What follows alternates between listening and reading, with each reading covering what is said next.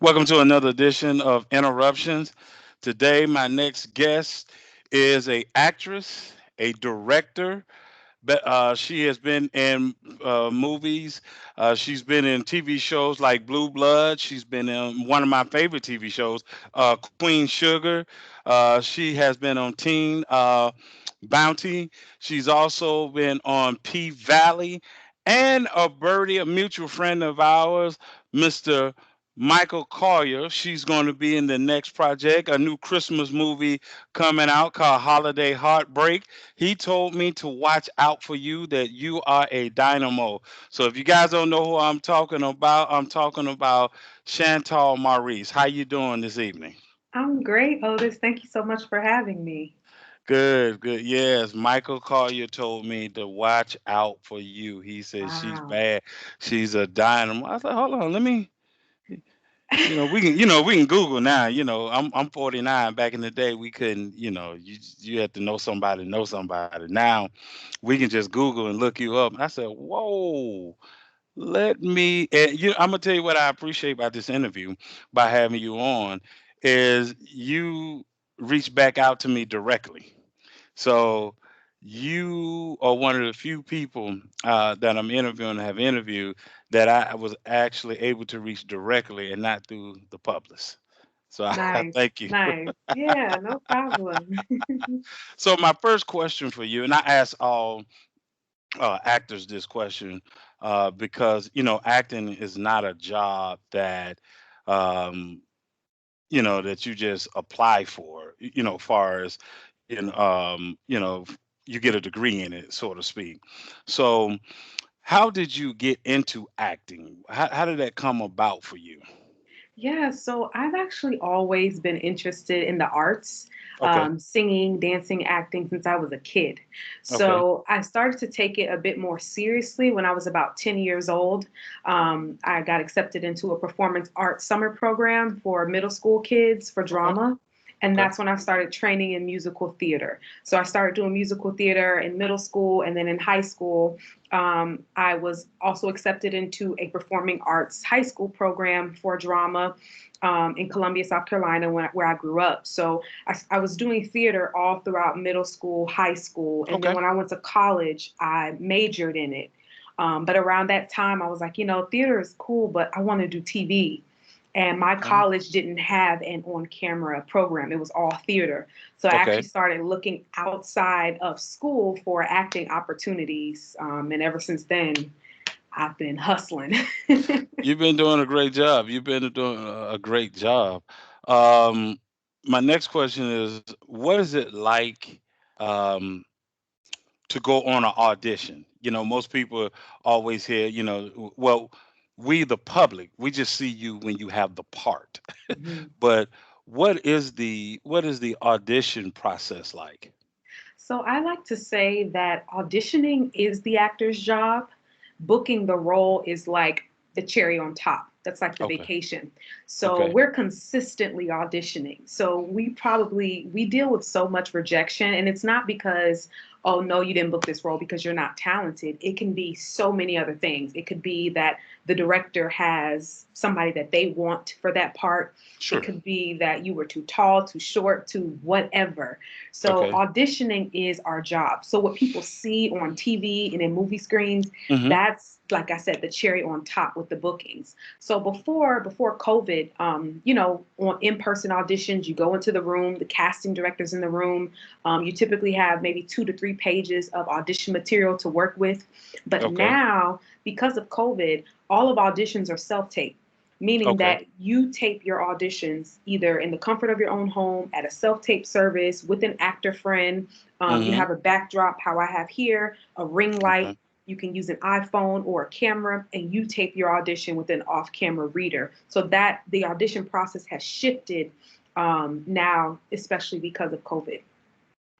In that process, do you do, because I hear different actors, and I'll use an example. So I remember watching an interview, and Jaleel White talked about when he got to play Steve Urkel, they never saw Jaleel White. He came on set as Steve Urkel. Has there been any parts that you received that you came as that character, or did you come as yourself and then at during the reading process just did a great job and then they booked you? Well, I think for the audition process specifically, if I'm Mm, going in the room, yes, I do want to walk into the room with the energy or the natural essence of what the character is.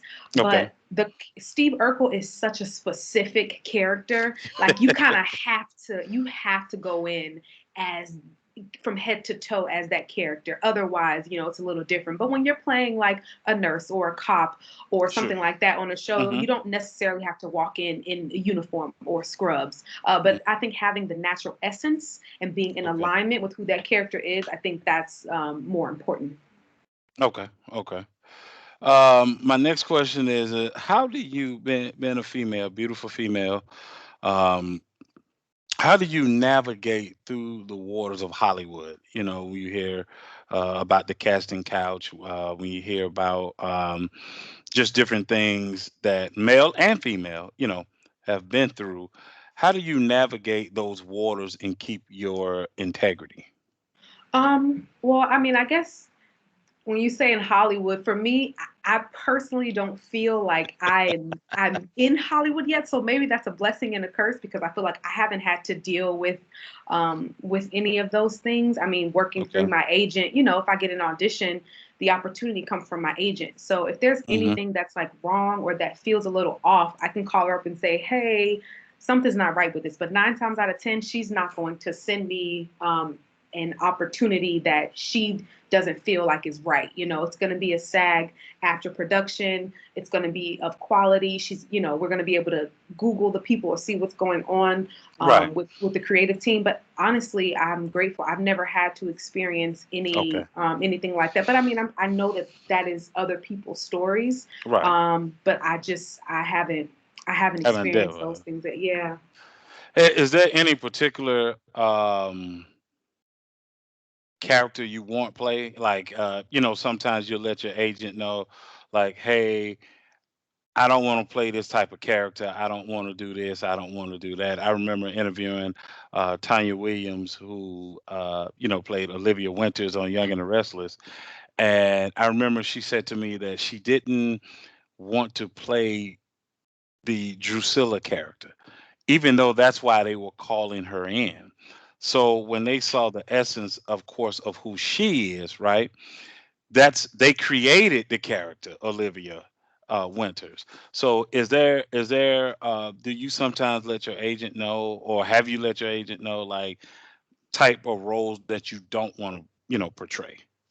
I have not done that, and that's only because I don't go into I don't judge any of the characters, Okay. because if I were to say, hey, I don't want to like recently on Teenage Bounty Hunters, I booked the Mm, role of Cherry Grigio, and she's a stripper. So I could have said to my agent like, hey, I don't want to play a stripper, I don't want to play a prostitute because that would mean that I would have to showcase whatever, whatever. But for mm-hmm, me, that's almost it's casting judgment, right? Because mm-hmm. a stripper is an occupation. That's not who you are. So my job as an actor is to bring humanity to a To the character role. Right. and not to judge them and say like, oh, well, if she's a stripper, then she must be XYZ type of a person. Mm-hmm. So I kind of look at bringing humanity to everyone because there's all types of people Sure. on earth. And I just love breathing life into characters. Now, in reference to the nudity part, that is definitely a discussion to have. Like, hey, I'm comfortable with, you definitely want to tell your agent, like, I'm not comfortable with nudity or I'm only comfortable with semi nudity. But when you think about it, like, if you're in a love scene, 9 times out of 10, there's going to be some type of nudity. And I think for me, I knew that coming into this business. Sure. What's more helpful for me on the set of Teenage Bounty Hunters, I had a woman director, there was a woman showrunner, a woman writer, and I was surrounded by women who had my best interest at heart. So Gotcha. there were times where I had a particular costume and maybe I would get on set and I'm like, I don't really feel comfortable in this. And they would say, okay, no problem. You don't feel comfortable. Let's change things up. So I think that it's more about as long as I feel comfortable and I feel respected, then I'm going to breathe life into a character. It's funny you mentioned that about the any love scenes or sex scenes. I always feel like the pressure was always on the man because he's trying to act, but at the same time he's got to make sure. I mean, we got that Yeah, pressure too, you know? yeah, well, yeah, but because you know how we can be sometimes as men. Is you say cut, and it's like I think Chantal was really feeling me. This is really, it's like, look, both of y'all were acting. Why, Right, why, exactly. why? Now we just said break, and now I'm trying to follow you to your trailer. Oh You know no. Oh no. what you say? Security. Yeah. Right. So, for you, what are the challenges? Because I saw, and I went on your website, and when I put this out, I'm going to put the link to your website on there.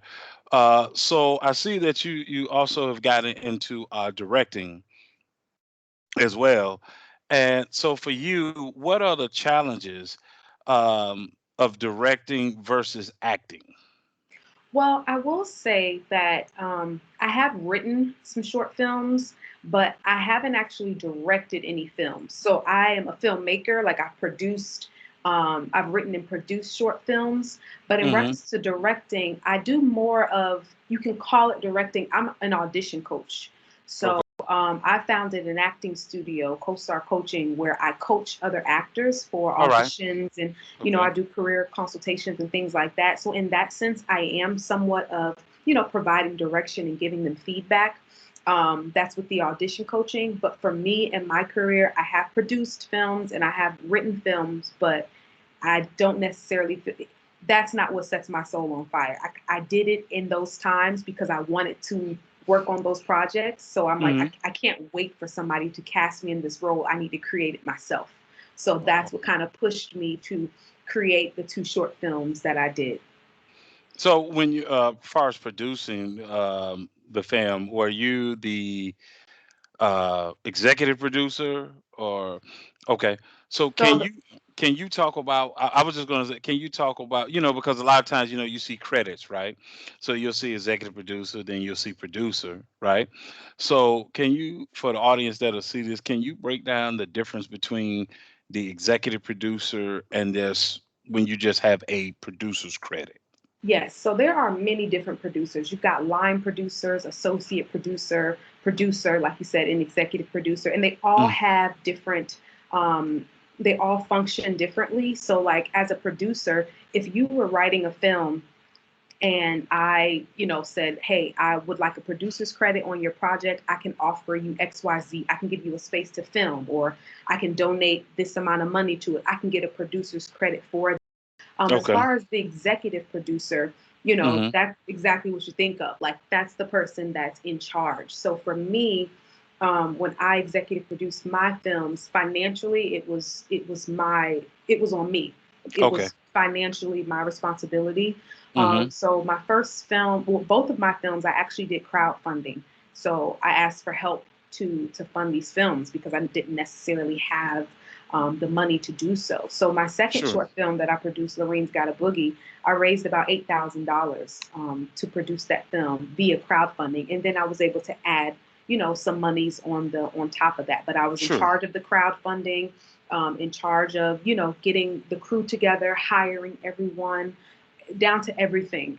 I did. It was a it was a lot of work. So that's why I said it's I'm glad that I did those things, but it's just producing and writing. They're not necessarily things that make me like wake up in the morning and say, "Ooh, I can't wait to Okay. produce a film." There are some people that's their thing, but for me, it's definitely. I'm glad that I did it. It was a great learning experience. Oh, okay. Okay. What is if I'm gonna ask this question, so Blue Bloods, and then your reoccurring roles on P Valley. What are the differences in playing on those two? Because they're two different type of shows. Hmm. So when you're going from, in your experience, when you're going from this type of show, A type show, and then a B type show, what are the differences or the challenges being on both of those different, completely opposite TV sets? Well, I would say as an actor, it's once a show gets in. Blue Bloods has been on air for what, like 10 seasons. Hmm. So it's almost like a machine. So Okay. down to the casting, down, I mean, everything just kind of works like clockwork because they've been doing it so long. Okay. P Valley, that was its first season. So when Right. you're working on a show that's like a machine, and then you're working on a show that's a baby that's fairly new, um, it's just two different like you're gonna have two different experiences on those different types of shows. I think, you know, and that can be a plus or a challenge. You know, for Blue Bloods, it's like, well, you know exactly what you're gonna get. You know, wardrobe is gonna be in and out. It's just because they've been doing it for so long. Right. Okay. But another challenge with me with Blue Bloods as a black woman is like every time I go, they never know what to do with my hair. You know, it's always like, oh, you know, now she has faux locks. Now she has this because I changed my hair up so much. So Right. that could be a challenge where it's like, okay, you know, you're not working with a big team of, you know, they're, you know, other black hairstylists or makeup artists, you know, so it's fine, but you just learn to work around that. Whereas when you work on a show like P Valley, the lady who's doing your hair is black. You know, it's like they Right. understand the texture of my hair a little bit better. They have the things to put on it, you know, to do what they want it to do. So those are like some differences. Whereas like, yeah, there may be some hiccups along the way in a newer show that's just getting started. Uh But, you huh. know, for me as a black woman, like working with people who understand my skin tone and understand my hair, understand my body shape, like that's also very helpful and reassuring as well. Okay. Okay. So for you, it's been more about the hair. Yeah, yeah. I've had a lot of hair experiences. Yes. Well, you wear it well. You wear it well. What my next question is, and I saw you have a theater background as well. So, what's the difference in the film and theater? What are like the pluses and minuses of doing both? Well, there's nothing like being on stage, performing in front of a live audience. I mean, that's just what it is. There's no cut. There's no take two, take three, take Okay. four, take five. You know, it's you have to be present. You have to be in the moment, and you also what you're doing on stage has to translate to the back of the audience, wherever that may be. If it's a Okay. 30 seat theater or if it's Mhm. 3,000 seat theater, Okay. your energy has to translate to the person sitting in the back row. They need to feel what it is that you're feeling.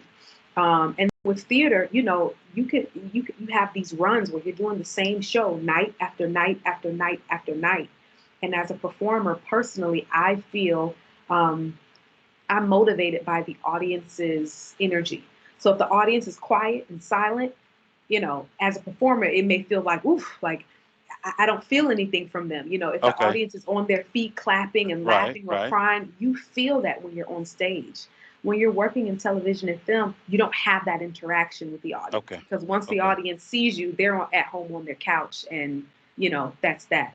So I think that theater is doing theater. I just believe it's a benefit for artists because you learn how to be in the moment and you learn how to entertain an audience like in the moment.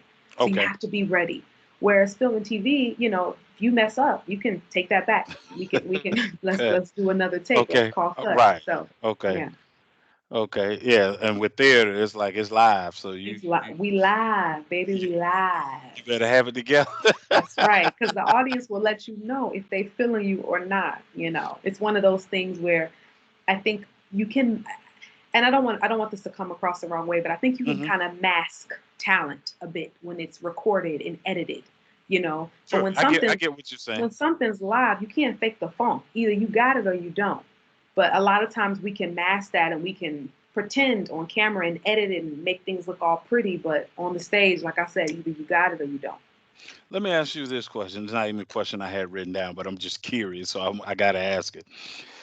When you have a theater background like yourself, or and you went to school, for theater, do you find that most of some of the best actors have that theater background because I watch different movies, right, and different shows.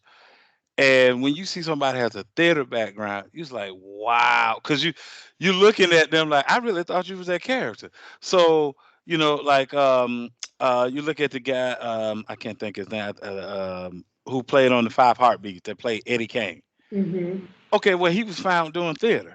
Yes, he was. Right. So when you see him in Five Heartbeats and then saw him in the movie with Wesley Snipes, Sugar Hill, you think like, man, wow.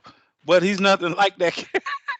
He's not the kid that played in um, um, the Ice Cube, Straight Outta Compton, Straight Hmm. Outta Compton. The kid that played Dre.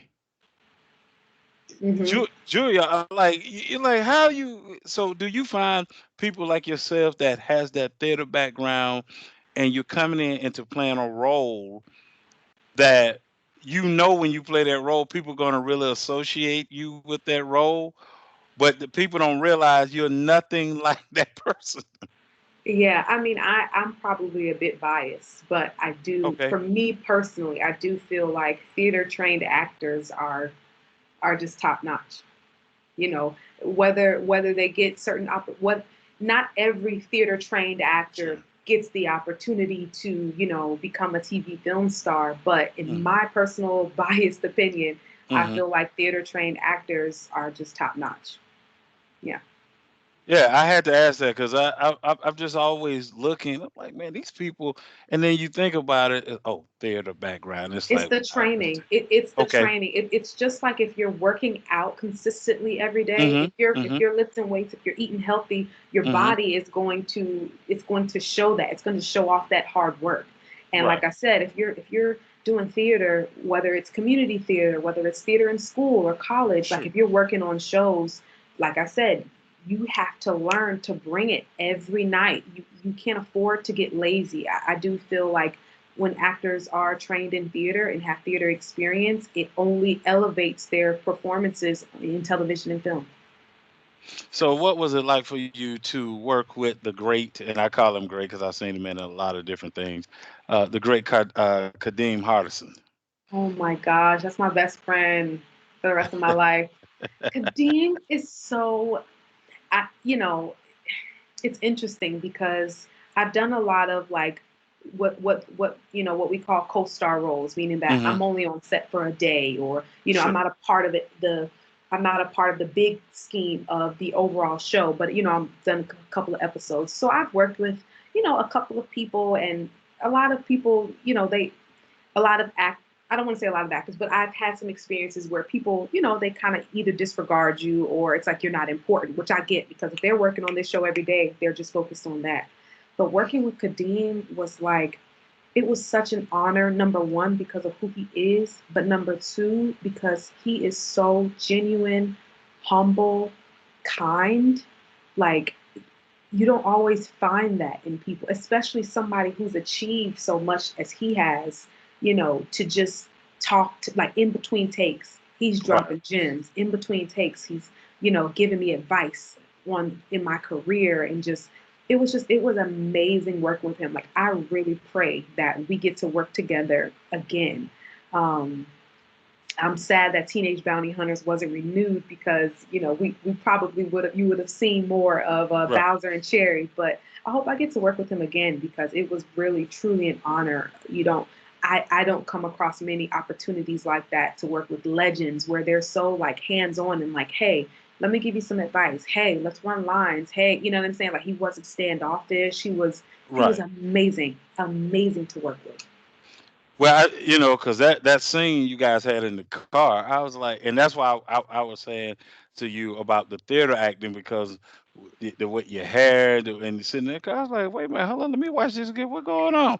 You so it was just, you gave the attitude. I mean, you gave that character, what that character was supposed to have. So Michael Collier, said something to me because I asked him um, how do you breathe life right into a character that is not the prominent role, not so much the lead, but it's not Mhm. a prominent role. And he talked about stretching the character out as far as the the director and producer will allow you, and not Mm, looking at it as a small part. mm-hmm. You're not worried about how many lines you have. It's just like whatever you give me 3 lines, I'm gonna make these 3 lines count. I'm gonna take these 3 lines and run with it. And you did that. So I let me ask. definitely agree. I definitely agree with that. Sure. And it can be a challenge. I can speak for me. It can be Okay. a challenge, like especially if you're booking roles on TV shows, and Hmm. you get on set and you're fairly new to the industry, and it can be a challenge to say, okay, well, I only got 3 lines, but I'm gonna go at it. But once you do it more and more, you say, you know what, I need to own this space out of thousands of people who submitted, out of hundreds of people who auditioned, out of 20 whatever people that have got a call back, I booked this work. I deserve to be here. I may be working with celebrities or Hmm. recognizable faces or name talent, whatever the case may be, but I belong here. And I Right. think that that's so important too as actors, that we have to have that feeling of I belong here. And then you can say, and I'm going to take my 3 lines and I'm going to run with it, but Yes. knowing that it's like, not getting intimidated by, oh, I'm working on Law and Order, or oh, I'm working with Right. a celebrity, but like really just owning your space and belonging, and just and yeah, just owning it. Well, that's why I can't wait to see the Christmas show, because Mike said he talked about you and Country Wayne. Oh wow. He talked about you, not that no one else did great, but he was just really impressed, really, by you too. Uh, what drives you? Mm, that's a great question. What drives me? My love for inspiring people. I feel I we all have a purpose, and Hmm. I feel like a part of my purpose here on this earth is to teach, motivate, and inspire others. And I do that through different things. I do it through dancing, and I do it through acting. And I know that I'm blessed to be a blessing. So whatever I learn with this business of acting, I want to give it back and I want to teach it to other people. And that's why I started my acting studio, because, you know, when I first started in this business, I wish I had someone who was auditioning and who was working and who had different gems that they could either coach me or just talk to me or to consult me. So that's what motivated me to start the studio. Okay. And this is even even though I just asked you what drives you. So here's the next question: is who is Chantal Morris? Mm-hmm. Chantal Maurice. Maurice, It's I'm sorry. it's Well, okay. It's Maurice. French. My Uh, daddy's from Haiti. no, I've been Um, tripping lately with names. I don't know it's all why. right. Normally It's I'm all good good. with names. I meant No, Maurice. you're all good. Chantal Maurice. Who am I? I am a vessel for inspiration. I really do feel like God uses me as a vessel. And because of that, I'm always consistently just trying to get better. I'm always consistently working on myself, um, so that I can continue to be a vessel, continue to inspire others, continue to motivate others. I Gotcha. didn't grow up with actors in my family. I Sure. didn't grow up with friends of the family who were in entertainment.